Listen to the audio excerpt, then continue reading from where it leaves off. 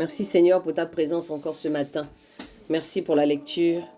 Les vœux, nous sommes dans le chapitre 30. On ne fait qu'avancer. On est dans le chapitre 30 du livre de Nombre, encore une fois. Ah là là. Et Moïse parla aux enfants d'Israël selon tout ce que Yahweh lui avait ordonné.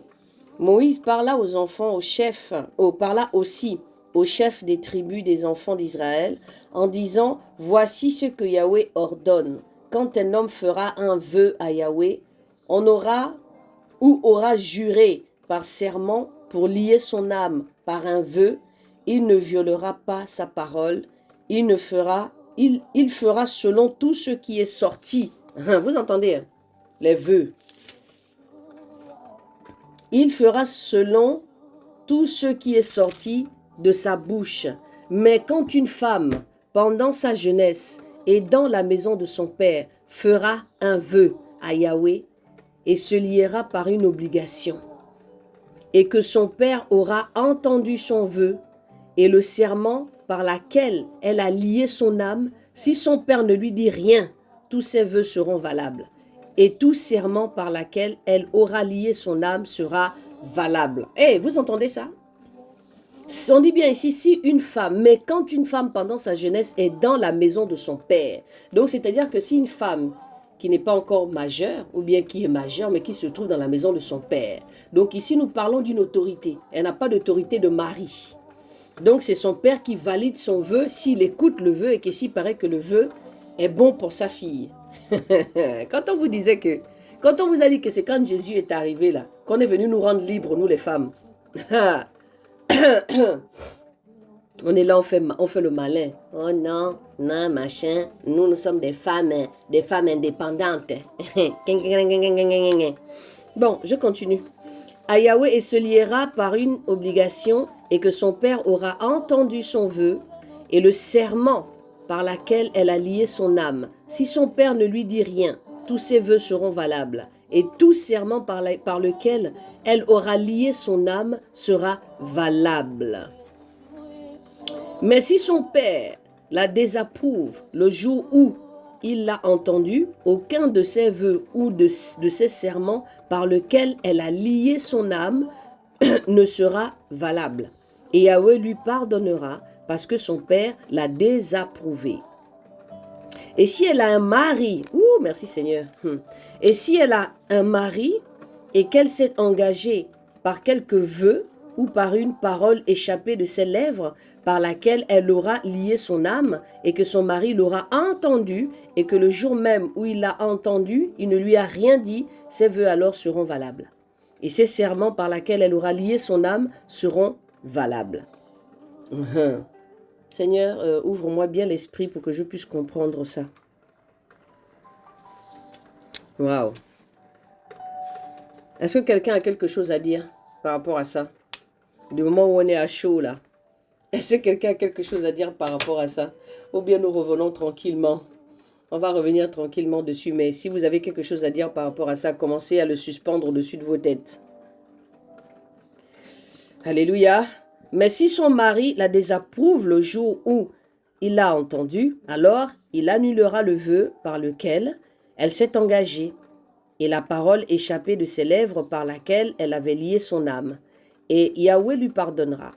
Mais le vœu de la veuve ou de la répudiée, tout ce par quoi elle aura lié son âme sera valable pour elle.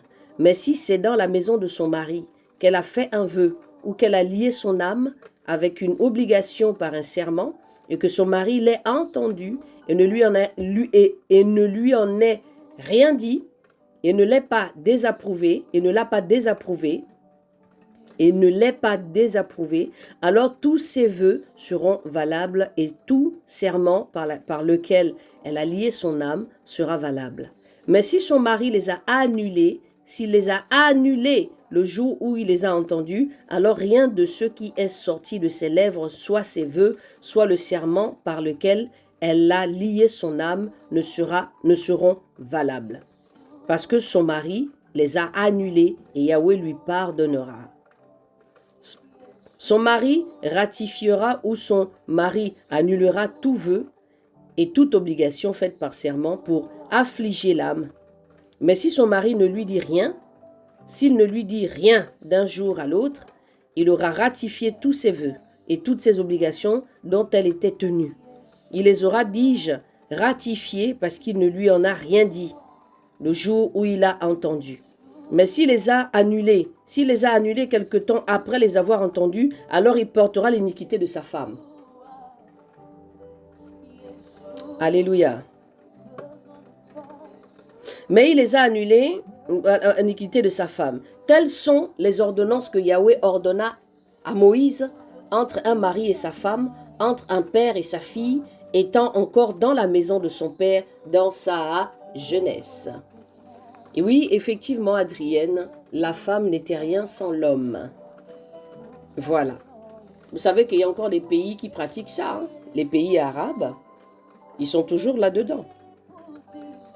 C'est le mari qui prend les décisions. C'est le mari qui donne l'autorisation pour que la femme puisse conduire. Et quand le mari meurt, c'est le fils qui reste. Donc le fils est capable de parler mal à la mère. Et que même, le fils est capable même de tuer sa sœur. S'il trouve que sa sœur a une mauvaise vie. Donc tout ça, c'est l'autorité de l'homme. En Inde. Donc vous voyez que moi, j'ai vu ça aussi en Arabie Saoudite. Hein, où je ne sais plus dans quel pays là. Encore. Où les femmes, encore jusqu'à aujourd'hui, ne peuvent pas conduire. Ou bien c'est le mari qui doit donner, c'est le mari qui doit avoir toute la main mise sur la femme. Et nous sommes en train de nous rendre compte ici, encore une fois, ça renvoie à la soumission de la femme. Oui, la femme est soumise à son mari. Mais il ne faut pas prendre ça ici en mal, hein, parce qu'il ne faudrait pas que ça soit ici en mal, en fait. Ça, c'était les ordonnances que Dieu a données, qui marchent toujours au jour d'aujourd'hui. Au Koweït aussi, voilà. Donc, vous voyez que la femme ne peut pas faire n'importe quoi, parce que l'homme est la tête de la famille. Il y en a maintenant qui en abusent aussi. Mais un homme qui marche selon l'Esprit de Dieu, celui qui est guidé par le Saint-Esprit, on n'est pas dans une soumission. Parce que c'est quoi la soumission? Allez-y regarder dans le dictionnaire. La soumission, c'est quoi? C'est la femme se soumet seulement aux critères de son mari. Elle se soumet à son homme, tout simplement de ce qu'il est. Mais ça ne veut pas dire que la femme devient une esclave, que la femme devient quelqu'un qu'on ne peut plus écouter. Est-ce que vous voyez? Allez-y regarder dans le dictionnaire, qu'est-ce que ça veut dire soumission? Parce que la plupart du temps, beaucoup de femmes comprennent ça mal. Elles comprennent ça mal. Oh, c'est fini. Ah, c'est comme ci. Ah, c'est comme ça. Ah, c'est gnan. On va dans tous les sens. Donc, voilà. Donc, ce message-là, c'est bien pour Laurent. Hein? Vraiment, papa, toi, tu es un cas. Hein? Voilà, le Seigneur veut encore nous aider ce matin.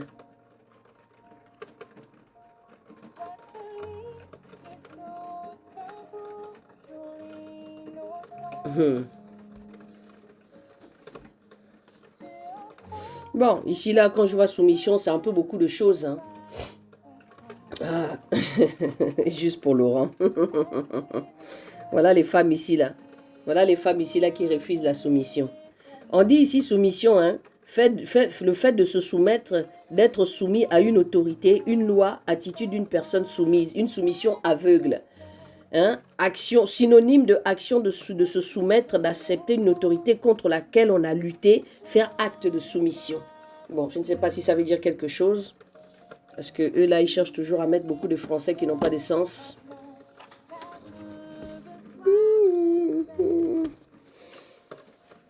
Donc, la bonne volonté, la soumission biblique n'est pas l'application, n'est pas l'abdication, mais plutôt le fait d'accepter volontairement un rôle, une position ou une tâche. La soumission n'est pas l'esclavage. L'esclavage n'a aucun choix. La soumission est l'acceptation positive de notre place, que ce soit d'être le premier ou le dernier. Parce que c'est la soumission dans le couple.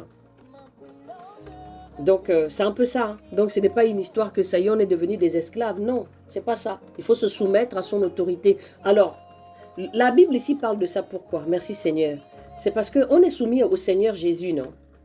On est soumis à lui, non? Mais quand nous sommes soumis à lui, est-ce que nous boudons avec lui?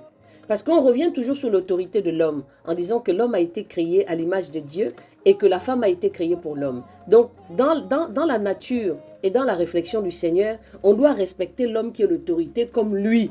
le Seigneur. Mais au jour d'aujourd'hui, les hommes ont changé. Les femmes sont devenues des hommes sont devenus des femmes. Donc tout part dans n'importe quel sens où aujourd'hui nous ne trouvons plus des hommes.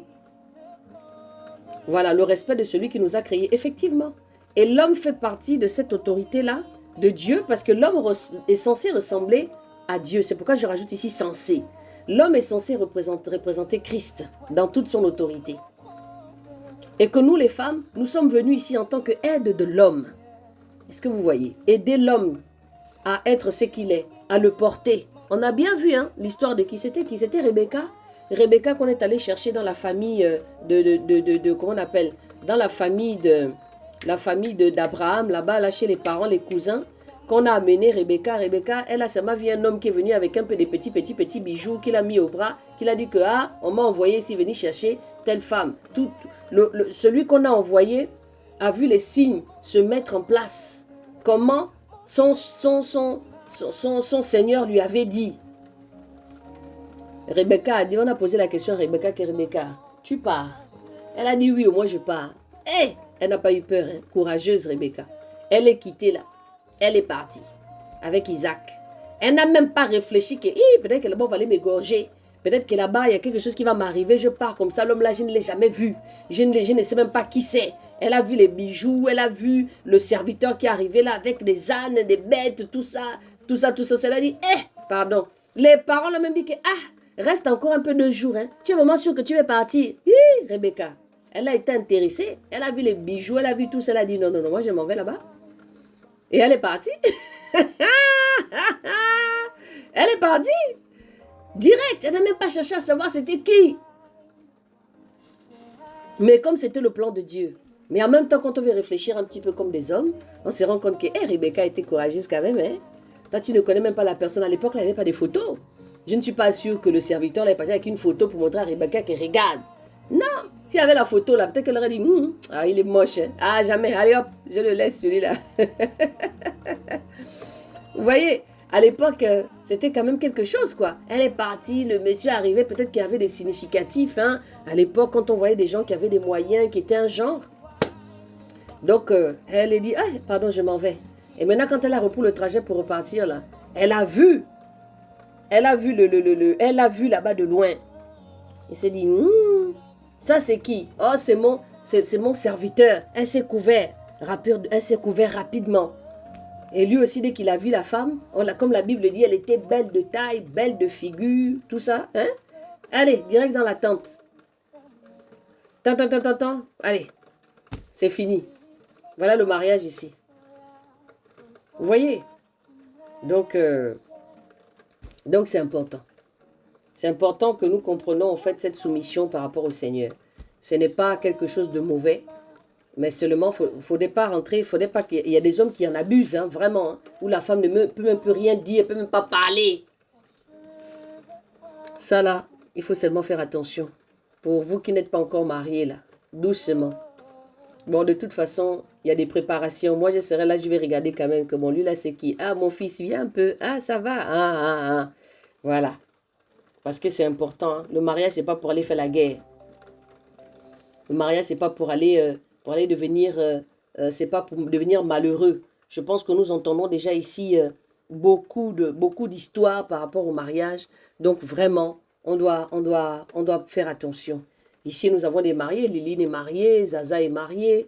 Donc, il y a quand même pas mal de célibataires ici. Maria est mariée. Donc, elles ont des expériences par rapport au mariage. Il y en a qui sont mariés jeunes. Il y en a qui vont se marier là avec l'âge qui avance et ainsi de suite. Donc, Dieu est fidèle. Donc, ça nous permet dans cette solitude-là, oui, Laurent aussi qui est marié, ça nous permet aussi dans cette solitude-là, n'est-ce pas, de revoir nos comportements et revoir nos caractères. C'est très important. Il ne faudrait pas que ce temps où le Seigneur nous permet d'être comme ça, on est plutôt dans les lamentations, en se disant, oui, Seigneur, toi, tu ne me donnes pas de mari, toi, tu es ma sainte, voilà, les autres se marient, moi, je suis seule et patati et patata. Et que finalement, tu ne penses pas d'avoir arrangé ton caractère. Parce que c'est important de se revoir. C'est important de revoir son caractère quand on est seul. C'est très important. C'est important de peser le pour ou le contre et se préparer par rapport au mariage.